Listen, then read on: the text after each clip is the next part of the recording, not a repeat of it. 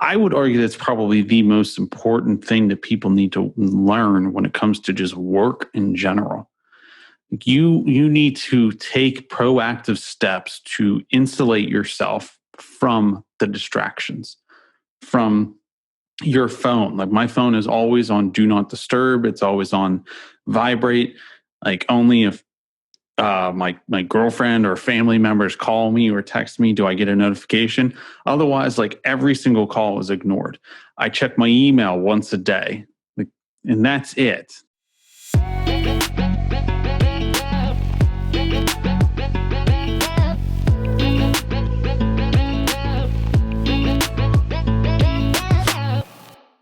Hello and welcome to the Working From Home podcast with your host, me, Nelson Jordan. Today I have Dylan Ogline, who is the founder of Ogline Digital, a digital marketing agency that specializes in Facebook and Google ads, as well as the owner and founder of DylanOgline.com, which is an online education agency that teaches people how to grow their own digital marketing agency. I said agency a lot in that introduction paragraph. So Dylan, thank you for joining us. Thanks, Nelson. Glad to be here, man. Cool. Yeah, there was a lot of agencies in that intro there. Too many agencies these days. Yes. I was going for a really meta introduction that made that point. I'm sure you picked it up. and the training program, it's called Agency 2.0. We got to get more agency in there. Called Agency. We're going to talk about agencies today. Yeah, agency. Maybe this episode is just going to be called The Agency. The Agency. I like it. Times two. So the last time we talked, Dylan, you reminded me that we were 2 days before the election, or was it 2 days after? It was 2 days after the election. We were still kind of unsure of which way the wind was blowing and what was going to happen. And, I was obsessively chechecking my phone every 10 seconds. That was it. I pretended refreshing. I pretended not to notice at the time, but yeah. It was bad. But we're all still here, at least for now, which is fantastic. Yeah. But amazing. Well, thanks for joining us. I think the first thing that we're going to jump in is find out, how you grew your own agency first, and obviously that leads into what you learned and how you teach other people to do the same. So I think that's as good a starting point as any. I would say how I grew the agency is relatively simple, and it's a stark contrast to everything I was doing before I decided to focus on just one single thing, which was digital marketing solutions for my clients. But once I made the choice to just focus on one specific service, one specific business, and then I took it a step further and just focused on a few verticals, a few niches. Very quickly, things. I think the most I had ever done before 2016 was 50,000 in a year.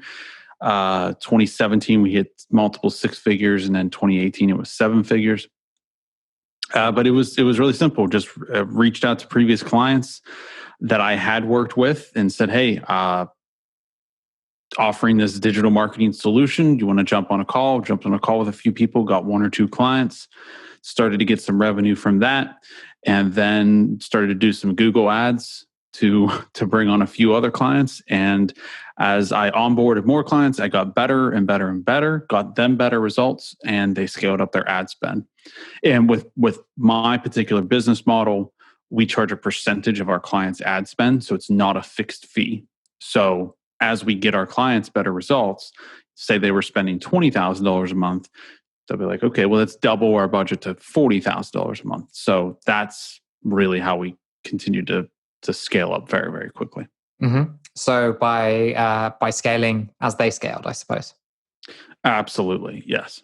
Fantastic. So that actually doesn't sound too hard as the way you've explained it. And I like running a digital marketing agency myself. I know that nothing could be further from the truth, even if you are able to kind of map it out in terms of we did this and then this happened. But a lot of the time there's so much that goes on behind the scenes, in terms of managing people, managing clients and their expectations. Yes.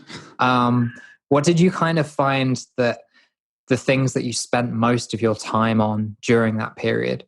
so once I decided we're going to just focus on one particular service, I put all of my focus on my, everything I was doing was just about executing that service for a few clients. That really was, again, a stark contrast to everything I was doing before. What took up most of my time at the beginning was just going back and forth and kind of working out the systems and processes with the clients in terms of like basically putting rules in place, which is very important. Like you don't want to get into the habit of like constantly answering your phone for your client, because clients will constantly want to jump on calls with you. They'll constantly be sending you emails, and if you respond to the emails right away, they kind of think it's like an instant messaging thing, or it's text messages, or you're expected to respond right away. It took me probably about a year and a half to really put in place systems. I already had a few team members that I was working with, but put in place all those systems and kind of the rules of just, this is how we do it and this is what our service is. That's what I spent most of my time for after I decided to focus. It was just on the operations. But then once I got that figured out, it kind of just like took on a life of its own and just continued to grow. And because I had put in place those systems and processes and rules, there wasn't really anything holding us back. Nice. So a lot of that sounds about like expectations that your clients have. So when you're going to be reachable, how quickly you'll get back to them. Was there anything that you put in ahead of time because you were thinking, I don't want to get into this situation? Or was it very much like oh, wow, I've noticed that so much of my time or my team members' time are being eaten up by these clients, and like more of a reactive rather than proactive thing? Unfortunately, and this is not the way to do it, it was, I would say most of it was reactive. I can't think of anything that I've really put in place. As far as like expectations in terms of results, I certainly think I was pretty good with telling the clients, like, don't expect your first month to have a positive ROI, things like that. When it came to the operations, though, it was just like being shot out of a cannon, very much so, and figuring out everything on the fly, which for me, I had spent so many years building out the processes and systems for businesses that never went anywhere. So when I decided to just focus on one single thing, one single service, it was like I was on purpose trying to not have everything figured out from the beginning, if that makes any sense. Sure. So I think a lot of that is the stuff that you decided not to do, right? Yes. Yeah. I was the type where before I even offered the service, before I had even sold anybody on it, I would have had a complete operations manual written. And I had done that for so many other things, so many other services or so many other businesses, and then never got any clients, that when I had reached the tipping point and decided to focus, I was like, no, I'm not going to do any of that stuff, because what if it doesn't sell? Or what if I need to pivot and change things? Like, why would I, like, now we have an operations manual. Why would I write out an operations manual for like Facebook ads if Facebook doesn't work for the clients? I would spend so much time writing that out and have, talking to the team and whatnot whenever they haven't sold anybody. So yeah, it was a lot of it was just shooting from the hip and taking it as it came. That's interesting, because I've gone the opposite way. So I've always been kind of like fly by the seat of my pants sort of thing. And then as I've just, I suppose, grown in my career and got more of an understanding of what's happening, and also want to generate repeatable results rather than just one-off getting lucky but not really knowing why, I've actually moved from that to being more process driven, I suppose. So I think we've come at it from slightly different angles these days, in particular taking like content strategy as like an example. There is like an actual manual playbook that like I've written down that I go for that maps exactly my research process.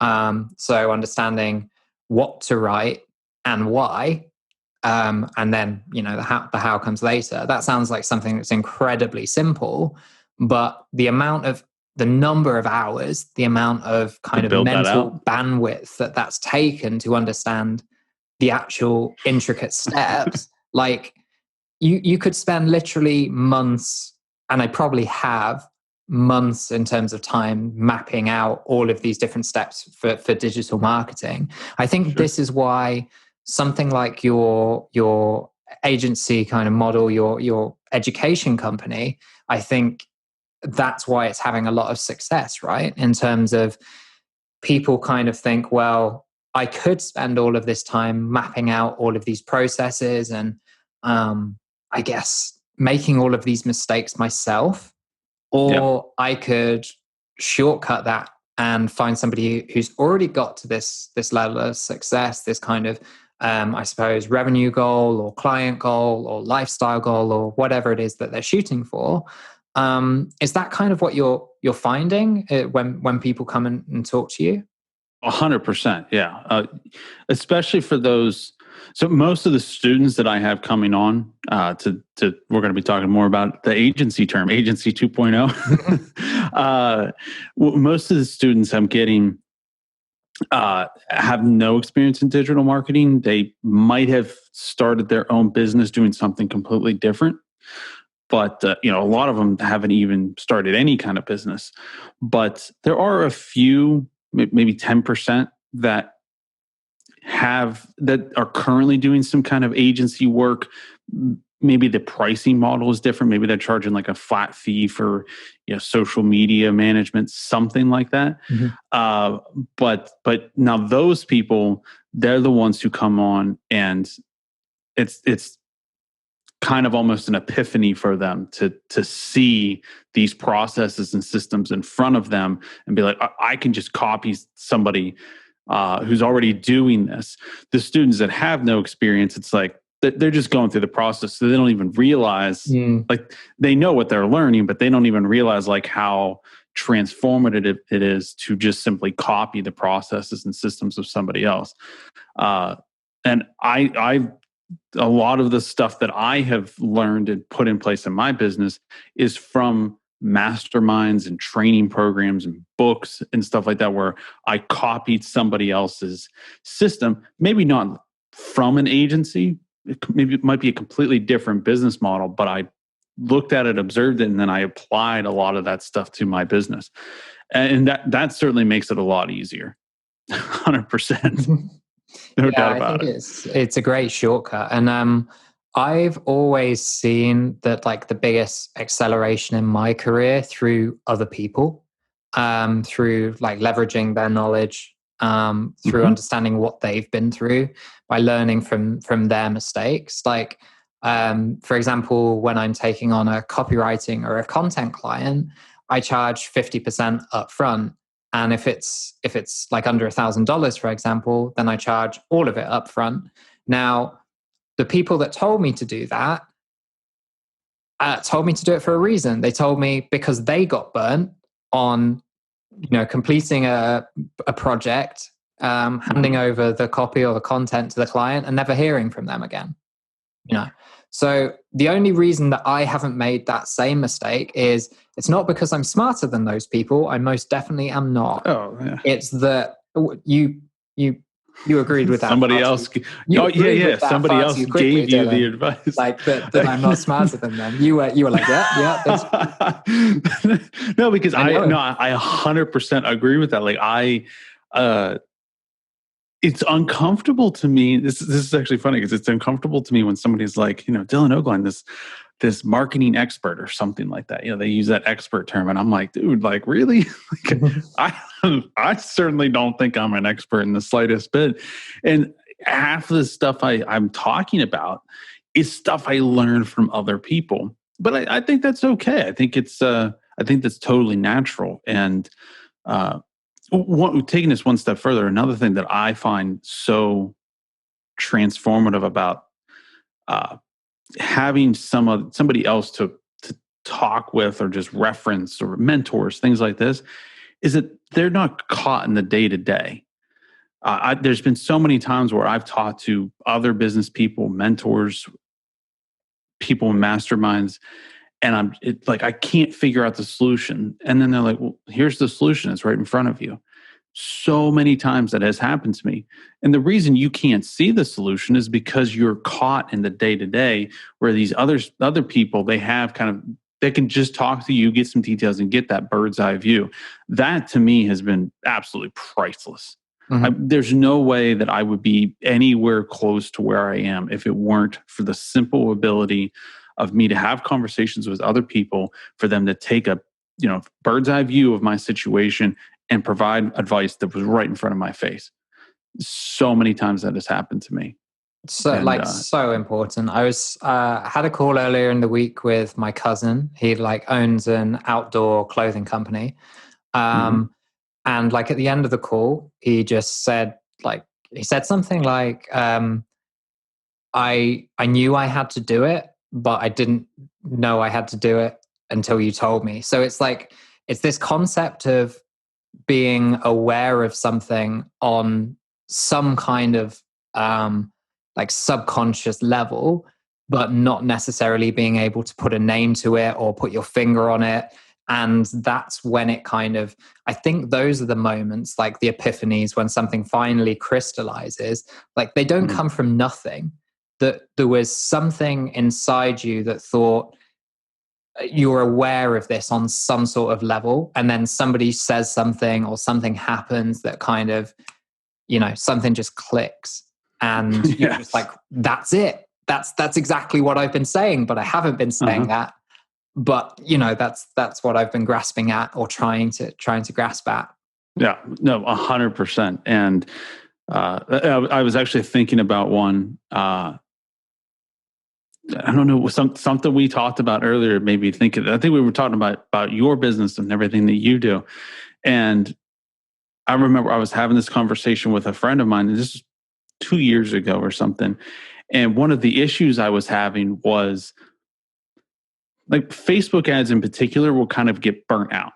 So you have to be continuous, it's not like every day you have to put out new stuff, but maybe 6 to 3 months, you have to put out new versions of the ads and test them and whatnot.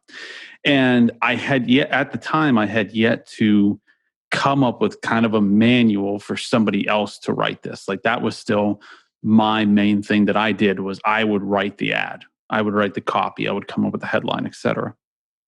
And I actually I still to this day enjoy that part. Mm-hmm. But what would happen is my team would message me and be like, hey, we need new ads for such and such client. We need them written. And so I'd scramble to write the ads. And this was happening once a week, once every 2 weeks. And it would randomly pop in, and I'd want to do it right away, because I want to get the fresh ads out there to start testing, to start getting the algorithm to learn them, etc. And so I was talking to my friend, and I'm like, man, I'm so burnt out, because it just randomly hits, and then I have to stop everything and work on this. And he's like, why don't you just pre-write them? Yeah. Why don't you just write out 10 of them? Sit down for a whole day or however long it takes, and write out 10 versions of the ads. And then your team can know, okay, watch these metrics. And if the ad's starting to look a little burnout, just use this, try this new copy, try this new headline, etc. And when they're down to 5 on the list, then they can email you, but you got time then. That was so simple, but it changed everything. Because then I wasn't scrambling to do this work. It was once every month I would sit down and I would have a whole day where I just sat there and wrote copy. And the solution was right in front of me. Just instead of writing 1, write 10. That was it. Sure. I think that some of the most important things that come along and hit us in the face are those that you're almost embarrassed to admit how simple the solution was. It was guess what, guys? Instead of writing 1 social media ad, I just stayed there for a bit longer and wrote 10. Yep. You're like, cool, that was it. Yeah, and that made operations, like, my perspective of the operations, because it was much more calm. I wasn't scrambling to do anything. That was a game changer. It didn't make the business more profitable or anything. It just, the operations solution was so ridiculously simple, and never would have been slapped upside the face with that simple solution had I had not had that conversation. And it was that easy. Can I tell you mine? My please, my yes. simple one that like I should have known but didn't. So like I had this annoying conversation with my wife for like years about just should clarify, the conversation is annoying, not my wife. Just about like whether multitasking actually exists. And I think it doesn't. I think it's just like rapid context switching. Like you do one thing and then you do another, and you're not necessarily doing them, either of those 100%. Things well. Anyway, fine. So given that that's my viewpoint, I really should have actually put that into practice and not allowed myself to do that, right? Like it's something that I know at a logical, rational level, but just didn't put into practice into terms of like habitual, this is what I do day in, day out. So my big thing that in the last like 4 months even, so like not a long time at all, has been like task batching. So very, very similar to yours in terms of that you would just do one and you switch to 10, but I kind of have done that with my days. So I'll only do certain tasks for the business on certain days, but I will try my hardest to group them all up into like one day. So you'll notice, okay, it's a Thursday today. So I take my podcast recordings, I try them and do them on either a Thursday or a Friday. Very rarely, I mean, I did at the beginning because I just hadn't put this into practice yet. Very rarely do I do a podcast recording on Monday, Tuesday, or Wednesday, unless it's like completely unavoidable. And most of the time it's not unavoidable. It just gets rescheduled because I can't do those days. And I get into a specific mindset when I'm doing sales calls, podcast discovery calls, podcast recording calls, where I really struggle to do any copywriting or any content work on the same day. I'm just in a completely different frame of mind. They occur for me at two like very different energy levels. Like I have to be very much on for sales calls and on for like podcast recording calls and things because, well, just by their nature, like nobody wants to buy from somebody who's kind of not looking at listening, other stuff, not engaged. And whereas with writing, what I'll do, that's a very like insular task for me. So if I'm doing a day on writing, I might do half a day that's just on research. So I won't have my emails open. I won't have my phone on. Sometimes I don't even have my phone in the room. Slack won't be on, nothing like that. And it will just be research, get this, understand it, put it onto this piece of paper. Don't even bother to write it well. Like that is all my task is for the next 3 hours. That's it. Whereas before it was this ridiculous hodgepodge of like, bouncing an email's come up, let's answer that. And like, oh, I need to do that. Or, oh, I really should have done a LinkedIn post today. I'll go and do that. And then you get to like 5 o'clock and you're like, you're not really sure with what you've done with the day. Somebody asks you, like my wife will ask me and I'll be like, I don't know what I did today. I do what I did today. I must have done something. I seem to be sat in the office all day. So I must have done something, but I couldn't tell you for the life of me what it was.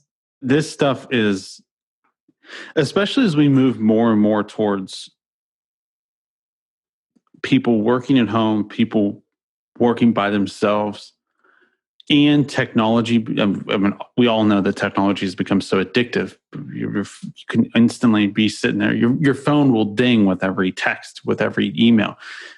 This stuff is, I would argue that's probably the most important thing that people need to learn when it comes to just work in general. You need to take proactive steps to insulate yourself from the distractions, from your phone. Like my phone is always on do not disturb. It's always on vibrate. Like only if my girlfriend or family members call me or text me do I get a notification. Otherwise, like every single call is ignored. I check my email once a day, like, and that's it. Like you, if you don't put these roles in place, like you said, you will sit there and you'll put in a whole 8 to 10 hours. But because you were continuously checking your email, you were constantly replying to every email when it came in, or every Slack message or Skype message, or all of this stuff, you never get anything done. It's not just batching and constantly checking stuff. It's batching tasks. Like a good example is like the writing the ads. Now, of course, that was something that was like once a month, but then you got to look at other tasks that you might be doing where you say it's a podcast. This is a good one. If you're putting out like a podcast a week, well, instead of editing every single week, edit say once a month. You edit say 4 podcasts at once. Or that what you mentioned about having podcasts where you only do podcast recordings on certain days is an absolutely perfect example. You have one day a week or 2 days a week where this is all I do on these days, or these are the days that I allow these things to happen. And then the other days you're doing maybe the creative or the big work. This stuff might sound silly, but again, I would argue it is the most important part of work in our modern day of working at home and with all these distractions. You have to protect your time. No, I think I think you're so right. I mean, there's I think was it Cal Newport that wrote Deep Work, which is I think I've heard of it. A book on exactly that. And he partnered with somebody else to kind of teach this stuff and to teach methods to kind of, I suppose, ensure that we are actually doing work that matters rather than just the surface level tasks. Because if you're spending like 10 minutes on a task and 15 minutes on a task, there's no way you're not getting anything done. A deep level on that. There's certain tasks that you can do, like, yeah, you can fire off an email, or you can like hit Slack, or you can check on something. But in terms of like actual stuff that's going to move the needle, that stuff needs like time. Thinking about. Like some of the things that when I know that I need to think through a task, like I will go for a run specifically to think through that task. And like when I run, I go incredibly, incredibly slowly. But I'll be out. So you walk. You walk, you don't run. I mean, like maybe like a swift amble, maybe. I don't know. That's a British term for sure. I don't even think there's that many people in the UK that would ever say that, but I just do it to be funny. But I will speed walking. Speed walking. There we go. There we go. Like I have had way like quite large unfit people overtake me routinely, and like I'm not joking. But I enjoy that, and it gets me out of the house. But what I was saying is I'll do that and have a specific task because I know that I won't take any headphones with me or anything. I will just be out in the woods running, and I will think through that task. But like the first half an hour of me thinking through that task, by and large, is just rubbish. Like it's just the thought going through my head, but I'm not actually making any progress on that. It takes like dedication and approaching it from a few different angles and over time, and giving your brain the space to go over that stuff, and the lack of electronic stimulus and the lack of other people kind of taking over your time to be able to actually get into that, and if I'm only having like decent thoughts an hour into a run, if I'm sat there at my desk banging on a new task every 15 minutes, I'm never going to get to that. Mm-hmm. No, I do the same thing. For me, it's cycling. No headphones, no nothing. And like my entire training program has come as a result of me cycling. I go for a ride, and I have a certain topic or whatever that I want to create a training on, and I will I have to look nuts because I talk to myself out loud, just trying to think of how to explain something. But if you said if every 15 minutes you're stopping to check your email or whatnot, you have to. You will never get anywhere. There's a really good kind of short essay on this. I'm gonna butcher this, so you're gonna have to. The folks out there are gonna have to Google. It's I think the Makers versus Managers Schedule or something like that by Think Paul Graham. Don't quote me on that. If you just Google Makers versus Managers Schedule, that should pull it up. It's a short kind of essay. That talks about something similar about this. Like when you're making something, when you're writing content, you're creating a training program, making videos, anything like that, you need kind of a deep work where you can get focused.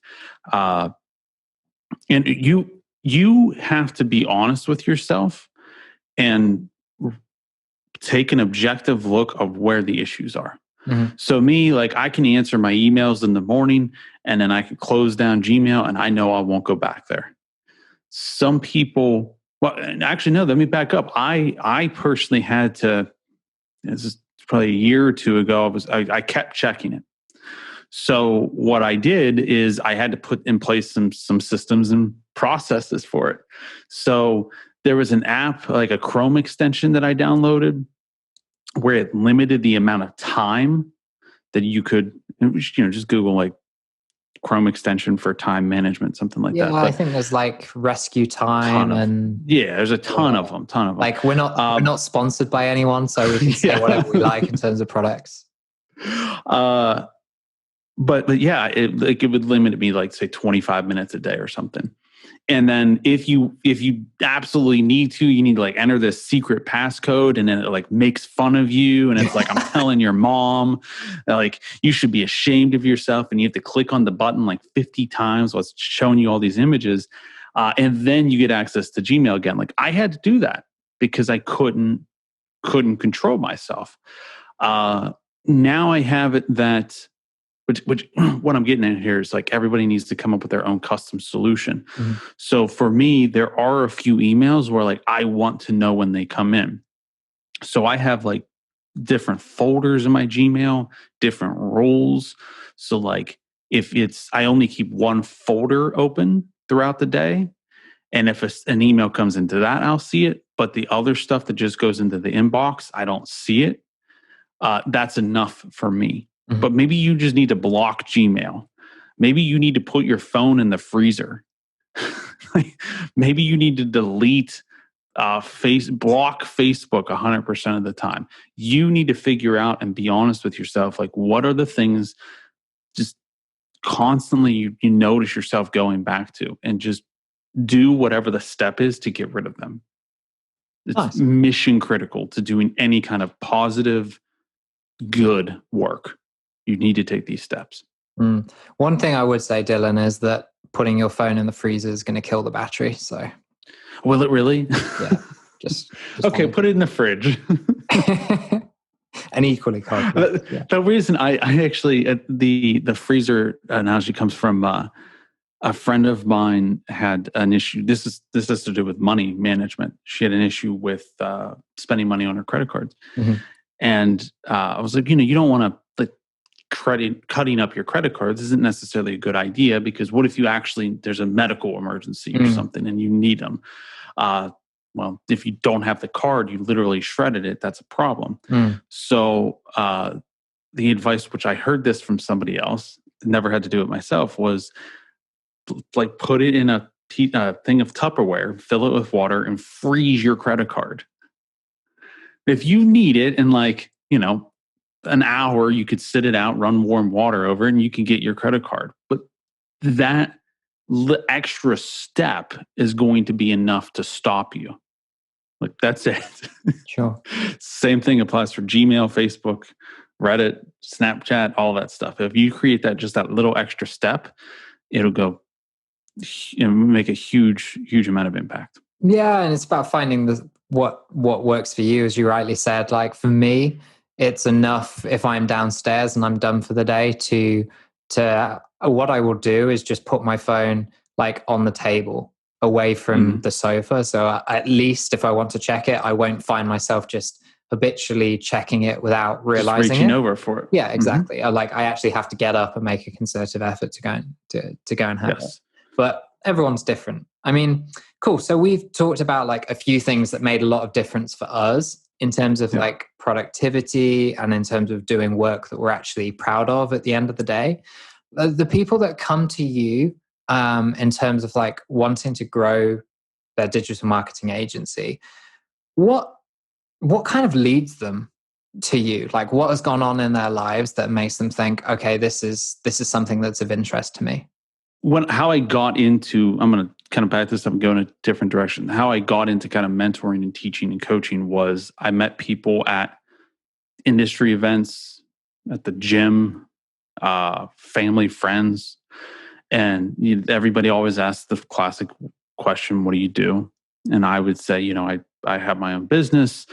That typically just inspires people because they're like, they have a job and they want to quit. Once I got my agency going was able to like travel and still run my business, that was almost like a mythical legend to some people. So when I would talk about that, they would see my Instagram or something and see that I've been, I traveled, and they're like, how do you do that? And I'm like, well, I have my own business. Well, do you still, yeah, like I can go somewhere for a couple of weeks and bring my laptop and I can still work. That kind of became the thing that really motivated people the most. I don't know if that's the right word, motivated. I'm going to roll with it. Inspired. No, I don't like that word either. Maybe got them interested. Got them interested. Yeah. Yes. Was kind of that lifestyle of being able to travel the world and build a business. And then of course they'd be like, well, what business do you have? And I'd say, I have my own digital agency. So that is why I ended up focusing just on teaching people how to build a digital agency. And a lot of students come on and they have a dead end job, or maybe they do work at home. Maybe they do have some freedom, but they're just not making anything because they're like an independent contractor. The idea of traveling while still having a business is still kind of not possible because they're getting paid hourly. So they need to still work 40 to 50 hours a week. That's not going to be fun to be traveling and still working 40 to 50 hours a week. So it tends to be those things that get people interested in starting their own agency. Mm-hmm. Okay. So it's this kind of, I suppose, aspirational lifestyle, based on where they are, they see like a gap between what they have at the moment and what they would like to achieve, or what they see other people kind of achieve, and want to find a way to get there. Yeah, I would say 95% of it is the lifestyle. There is certainly some that is the monetary goal. I tell people the goal of the program is to teach you how to build a 6-figure digital agency. And to some people like that is what interests them. But I would say 95% of them, it's the lifestyle of being able to have your own successful business and not be tied to a desk. Sure. And like I think for a lot of people that haven't been involved in the industry, they kind of might see like a 6-figure agency as something being like, oh, that's actually like really unattainable. But I think actually like a 6-figure, when you're talking about revenue in terms of what that breaks down to, like on a monthly basis, that's probably like between $8 and $1,923 a week. Okay, somebody knows his maths. So, and it's like... I used to have a spreadsheet where I would track my weekly revenue. And I was just obsessed with hitting 6 figures. So that's how I know. It's like $1,923 and change. But that was I was obsessed with hitting 1923. So that's all I know. What is the etiquette on calling your guests nerds? Like, is there a podcast etiquette manual book? I'm very nerdy. If you're going to imply that I'm, do you want me to throw the glasses on? You put yours on, and I'll put mine on. See, I got so much glare. Yeah, well, that's the thing. I've got to take them off now. Yeah, I can't even. I kind of looking at myself because I'm like, I can see my screen in my glasses. So yeah. Okay, cool. And I can see good enough call you a without nerd them, and move on. Yeah, I'll nerd out all day, man. I got with the six. Want to talk about Harry Potter? Sorry. I said, you want to talk about Harry Potter? We can nerd out on that. I got a wand and everything. Well, I don't want to get too diverted, but yeah, like my wife and I were having a discussion with our friends last night about whether Harry Potter is actually a Christmas series or not. We're recording this, guys, like a month before Christmas. By the time this comes out, Christmas would have been gone and passed. Basically, I've decided that I'm right. And the Harry Potter series are Christmas films. So that's Christmas films. Yeah. Anyway, cool. I don't see that. We'll need to talk about that in episode 2. Yeah, well, we'll have you back just to discuss that. Just to talk about, Dylan Ogline and working from home, talking about Harry Potter and the Christmas movies. Exactly. So this kind of thing, and when you think it breaks down into this figure, actually, running a 6-figure agency isn't it's easy to kind of put this on a pedestal, and I don't want to kind of belittle anybody's goal, but once you break something down into really manageable chunks, and you actually, it's not much, not for an agency. No, when you're thinking that the revenue that you charge, a large proportion of that is going to the people that actually make it happen in terms of the employees. It's actually not that hard, and hopefully nobody takes offense at that if they're trying on that to get on that journey and not quite making it yet. But it's I know loads of freelancers that are making that on their own, not as part of an agency, and they're not heading up, and they're not kind of leveraging capital and leveraging labor in that way. They're just doing the work themselves, and they're still making 6 figures. So if you do have the skill set, if you have the knowledge, if you have the understanding of the processes, if you have the discipline and the willpower, because knowledge is one thing, but unless you can actually sit down and make that happen and go to work and take action, it's just not going to happen. But those sort of things, for a lot of people are actual goals. I'm obviously in a very, very privileged position. I don't want to say that those goals are possible for everyone, because it's just unrealistic. But, I work and have worked as well with people in India who they're not, these specific people are going to struggle to make 6 figures because of just the challenges that have been put in their path. Even though that they're operating in a global economy, they're still going to struggle because of a lot of people's understanding that they're working with Indians, and the different kind of salary expectations and things that are there. But in terms of what 6 figures looks like for people in different countries, it's an arbitrary number, right? It's a target, but what you're actually shooting for is some level of financial wealth or income or freedom. And what that looks like in different countries is very, very different. In India, the 20,000 would probably go very far. I have team members in Southeast Asia who make $10 an hour, and that they're very wealthy, just off of the 20 to 30 hours a week that they work for me, making $10 an hour. Mm-hmm. $10 an hour is nothing in the United States, but that's all the money in the world. And if you go to the Bay Area, for example, in the US, and you're making making six figures, like you You're in might, poverty. well, like in some areas, like you're definitely not feeling well off. No, that's absolutely true.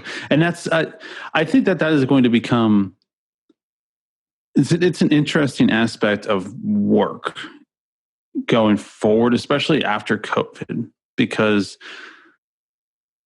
a lot of that is almost forced on people. And what I mean by that is, like, people will move to the Bay Area, as an example, which is extremely expensive. But they'll move there because it's very common for people to get, tech positions and make $200,000, $300,000 a year, which sounds like a pretty decent chunk of money. But there, it's like, you have a decent house and decent apartment. Like, you might not even have enough money to buy your own apartment or buy your own house. You go to London, for you, London's just ridiculously expensive. But people did that because you had to move where the jobs were. It's very interesting to see what's going to happen with that, because as we become more remote, COVID kind of forced people to go remote and kind of forced that stereotype of people working at home or lazy or something like that. And because that stereotype is now broken, people aren't going to want to move to the Bay Area to get that job. They're going to be like, well, why can't I just live in Atlanta where it's a lot cheaper and still have the same job? I can still do it just as good as the person who's in the Bay Area and they're working remote because of COVID. It's a very interesting. I don't even know where I was going with this, but it's interesting to see what is going to happen with that. So I wrote a guest blog recently for Live It, and it was on the subject of, like, essentially, I probably went with a bit of a BuzzFeedy title. I went with location-based businesses are dead. Here are their replacement, and it was all about kind of remote work and kind of the trends that I was seeing emerging and kind of the future of work. And I didn't touch on this in the article just because it didn't make sense from kind of a conceptual point of view. And I have to kind of caveat this by saying that I'm still figuring it out in my head. So it's kind of like a half-baked thought at this time. But it's kind of moving from this location dependency where so many industries have had to be located in a particular area in terms of a certain resource. So that resource could be something like manufacturing requires a lot of water. So previously you'd always situate plants near, like, rivers, for example. Or again, you'd need some sort of transport hub, quite locally to you. Therefore, businesses wouldn't be built too far away from motorways if logistics was a really important highways for you lot. If that was an important part of your business, and that's starting to fall away. But what I'm wondering, I think there's going to be some more, like, equality there between places that should be nice to live but aren't, because they have, like, this brain drain effect. They have the younger generation leaving because they feel like there's no future there because there's no jobs there. I feel like more people will be able to stick in their hometowns, the areas that they've grown up with, if they want to, because of this kind of move to remote working. However, I think on the other side of the coin, we're going to move from this idea of location being the thing that's kind of like most important for somebody getting a job. And I think we're instead going to move to this concept of, like, digital haves and digital have-nots. So instead of location being the determining factor of whether you get a job in your chosen industry and your salary and the sort of lifestyle you're able to afford, your digital skills and your digital education and your access to fast internet might be the factor that actually like swings it in terms of the sort of lifestyle that you end up living, the sort of career that you end up having. And I'm still blown away by, even like in places like the US, how many towns and like rural areas still don't have like high speed internet, still don't have broadband or anything like that. It's for somebody who lives on like such a little island like I do. The UK is not a big place. You see that in how we talk about like travel versus you talk about travel in terms of like, I've got an American client who said, "Oh, we're popping down the road to see our son." I'm like, okay, so I think he's like, it's like a 6-hour journey, and that's them popping down the road because they live in Texas. Whereas like, if I was gone for 6 hours, like my wife would like probably phone the police if I said I was just going down the road. But anyway, I get off point. So I'm thinking that this is something that we need to be cognizant of as business leaders, as people that could perhaps listeners could influence like government policy and like an awareness of how this is going. I think we're going to move from like location having such a big role to digital education and digital access being more important. And I've seen certain countries have been more, I suppose, forward thinking and understanding about what that means, and certain cultures are more set up for it. So I see places like Estonia from a government point of view in terms of like the digital visas that they offer, the kind of infrastructure investments they've made, and then certain cultures that you touched on before have been more likely to fit into certain digital roles. Like if you say like Asian country that focuses on like customer service, like it's Philippines, right?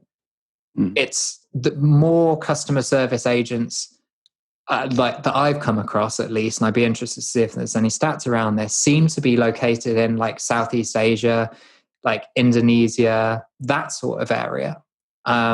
Labor costs are so cheap. Yes, exactly. So there's certain things that are just kind of emerging at the moment that I'm, as I say, it's a half-baked idea. I'm still very much figuring it out, what that actually means on a concrete level, but it's something that I can't help thinking is likely to happen, this kind of creation of almost a digital underclass. Digital underclass? Never. That kind of ended on that kind of took me by surprise. Oh, did you like that one? I did. I like that. Should be the name of that article. Digital underclass. No, I totally. I think that it's been happening for years, and it's only going to accelerate. I was having a conversation with my neighbor the other day about real estate and how I feel like commercial real estate, like office buildings, things like that's done. Like yes, there's still going to be people who go back to the office, but I think it's reached its peak and it's going to be on a decline. It's like, do you have strip malls in the UK? We've got shopping centers, but I mean, they've been dying for a long time. I can't remember a year that like a major chain hasn't shut down. I mean, like even yesterday in the UK, like I can't remember what the group is called, but the people that run Topshop and Topman and all those businesses that perhaps didn't make it over the pond but are very big here, all of them have closed. They were quite reticent, although you could buy their stuff online. They didn't make the investments that they should have, and they paid the price. And everybody else that used to have shops in every town, used to have multiple shops in cities, like clothing brands, department stores, banks That as stuff's all well. done. You know, they've all kind I think of migrated. what's going to happen with banks. There's so many industries that are going to be have already felt the impact. COVID just ramps it up to 100. I think a lot of people, we were talking about location, I think a lot of people are going to be, the idea of finishing school, going to college, and then working for one company for 30 years, that's done. I think a lot of people. I think that's been done for a while. I think so I'm like the cusp of the millennial generation. I think my brother is 10 years older than me. I think his generation's like the last one that I would say probably had a little bit of that. But there's still people who expect that. They're afraid of change. They expect to get a job and work that job for the rest of their lives.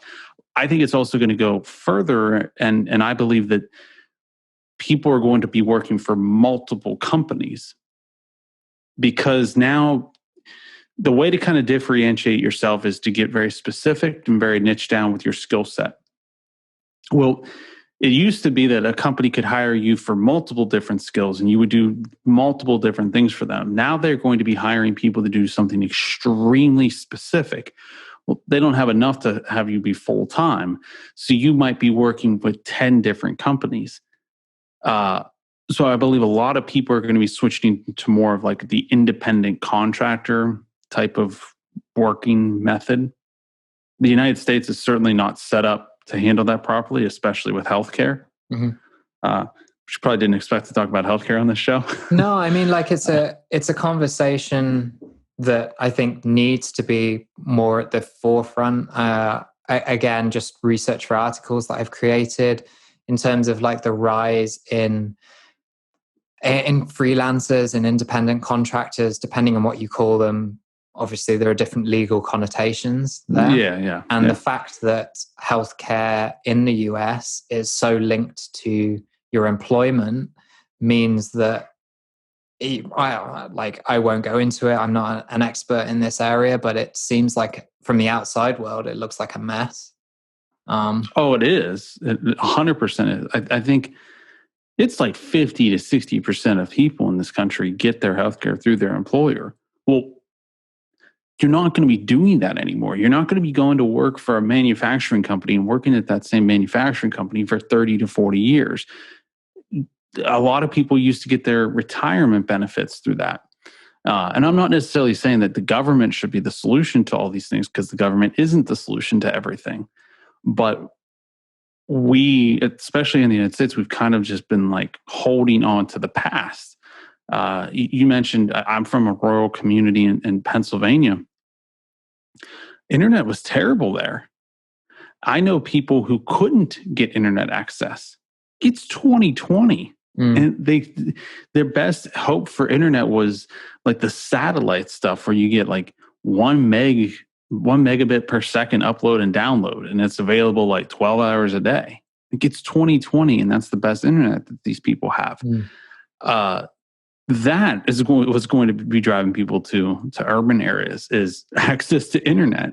Whereas if we would have just made investments when it comes to broadband internet access and changing our healthcare system and whatnot, we would have been more prepared for this. Can I tell you one thing that does excite me about this change? Because it's like, it's not all doom and gloom. Doom and gloom. It's going to be good for some people and bad for others. And I think there's going to be a lot of heartache 100%. Along the way. But at the moment, there are certain like segments of our society that are completely overlooked and completely undervalued. And this is something I've just been thinking about. I've got a lot of friends who are in the sort of, have just had children and things like that, and perhaps are looking to get back into the workforce, but struggling. And I think there are certain subsections of society, and this example, mums who have had children and are ready to go back to work in some capacity. And by back to work, I don't necessarily mean to a physical location, but they're ready to be part of the workforce again. They want to earn money. They don't have the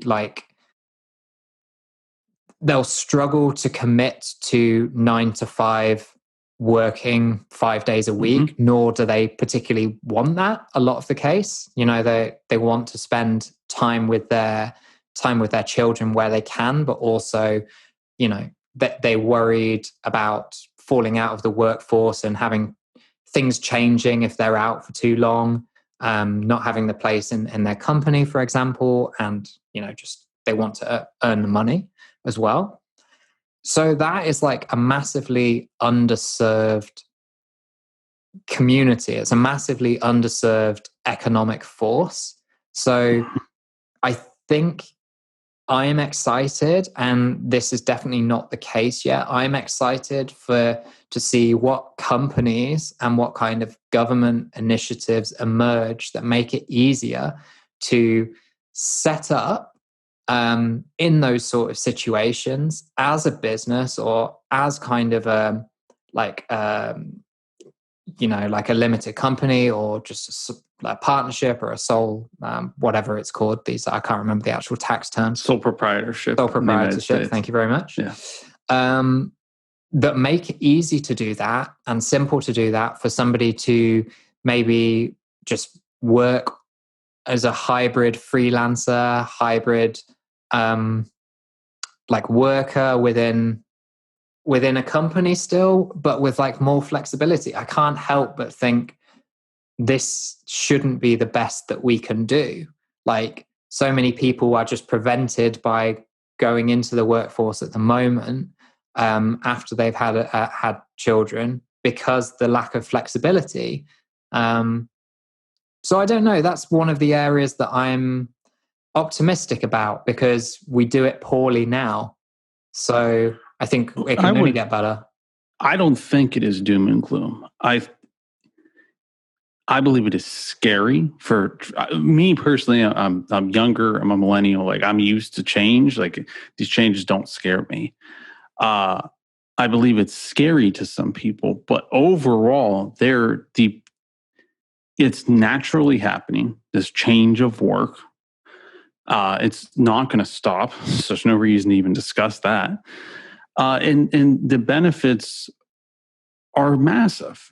Not just, you mentioned a mother who wants a more flexible schedule, where used to be companies would require 40 hours a week. Well, if a company only needs you for 10 hours a week, well, maybe you work for 2 different companies, and that's good. That's totally fine. I had a conversation the other day. I did a podcast, and we're talking about minorities and those with disabilities. If you never, race is still an issue in the United States. But if you never see somebody and all you care about is the result, race becomes less of an issue. If somebody's in a wheelchair, they don't need to have to go to work. They can work at home. Those people are going to be able to experience huge benefits. I could go on and on. I really believe that, again, overall, the benefits far outweigh the negatives of the change. But the world is constantly changing. We used to be more of at least in the United States, we used to be more of an industrial, manufacturing-based economy. When I was born, the 80s and 70s, that was a lot of manufacturing going on, and a lot of people lost their jobs. And they'll blame it and be like, "Oh, all the jobs went to China." No, 80% of it was automation and factories becoming more efficient. Work is currently changing, and it will change in the future, and it will continue to change and change and change. You just have to keep up with it. And most of the time, progress is not a straight line, but most of the time we're in an upward angle, and things do tend to get better and better. Again, it's not a straight line, but overall, I think 10, 15 years from now, we'll look back and be like, there's so many positive things that happened. I think we should wrap up on that note of positivity. Optimism and positivity, because I will just kind of go back and then I'll make the mistake of saying something incredibly negative and have to wrap up there. So I think that's a lovely place to leave it. Dylan, thank you so much for coming on. Have to have you on again at some point to set the world to rights on something else as well, another topic. Yes. But, anybody world peace next time. Well, I think it'll already be solved. Completely solved. You think the next so? time we get on, yeah. By the next, okay, all right, yeah. We'll aim. Then we'll aim for climate change or something like that. We got it, man. No big deal. Awesome. To answer your question, where can people find more? My website, DylanOgline.com, and then on the Instagrams and the LinkedIn's and the Facebooks at Dylan Ogline. So. Fantastic. Thank you so much. And we'll have all of those links in the show notes and the transcript as well to boot. Dylan, thank you so much again. I really appreciate you joining me, and we'll speak to you soon. Sure. Thank you.